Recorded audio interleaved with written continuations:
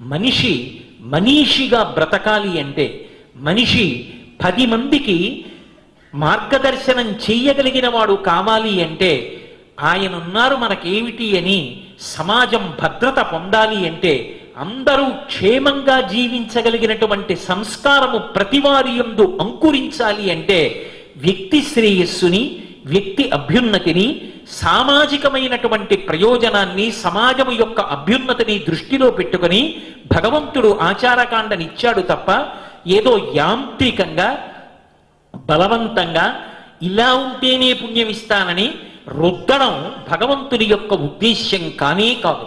అందుకే మీరు ఒక్క విషయాన్ని బాగా గమనించండి. ఆచారకాండలో ఎన్నో మినహాయింపులను భగవంతుడిస్తూ ఉంటాడు.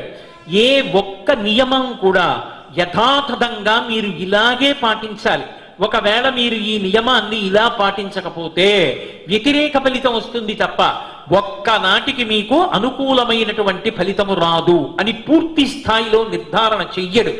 ఎందుకు చెయ్యడు అంటే, వయస్సుని దృష్టిలో పెట్టుకుంటాడు. స్త్రీయా పురుషుడా, ఆయన యొక్క స్థితి ఏమిటి, రోగగ్రస్తుడై ఉన్నాడా, ఆ దేశమేమి, ఆ కాలమేమి, ఈ విషయాలన్నీ కూడా దృష్టిలో పెట్టుకుని ఆచారకాండ వస్తుంది. ఉదాహరణకి దేశాచారం అంటాం.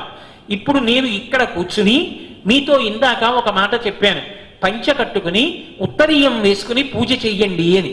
వచ్చే సోమవారం నాడు నేను ఒక శివాలయంలోకి వెళ్ళి అభిషేకం చెయ్యాలి అని అనుకుంటే అలా పంచ కట్టుకుని ఉత్తరీయం వేసుకుని అభిషేకం చెయ్యడానికి వెళ్ళాలి.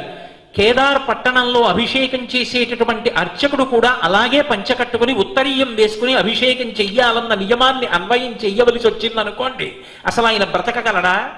అక్కడ ఉండేటటువంటి వాతావరణానికి ఒక్క ఉత్తరీయం వేసుకుని పంచకట్టుకుని పూజ చేయడం సాధ్యపడుతుందా?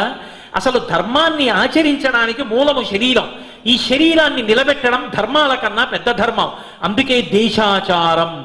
కేదారం పట్టణం దగ్గరికి వెళ్ళేటప్పటికి ఎన్ని ఉన్ని బట్టలైనా ఒంటికి తొడుక్కుని అన్ని శాలువాలు కప్పుకుని అభిషేకం చేసినా ఈశ్వరుడు దాన్ని తప్పు పట్టలేదు. అలాగే రోగగ్రస్తుడైన వ్యక్తి ఉన్నాడనుకోండి, ఆయన స్నానం చేయకపోయినా పర్వాలేదు, కంఠం వరకు స్నానం చేస్తే చాలు. ఒకవేళ కంఠం వరకు కూడా స్నానం చెయ్యలేడనుకోండి, మొల వరకు తడిపితే చాలు. మొల వరకు కూడా తడపలేడనుకోండి, కాళ్ళు కడుక్కుంటే చాలు. కాళ్ళు కూడా కడుక్కోగలిగినటువంటి స్థితి లేదు, ఒళ్ళు వణికిపోతోంది అనుకోండి, విభూతి చల్లుకుంటే చాలు. విభూతి కూడా చల్లుకోలేడనుకోండి, గోవిందా అంటే చాలు.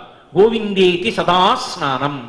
గోవిందా అని కూడా తాను అనలేడనుకోండి, కొడుకు ఇంత విభూతి తల మీద తండ్రికి వేస్తే చాలు.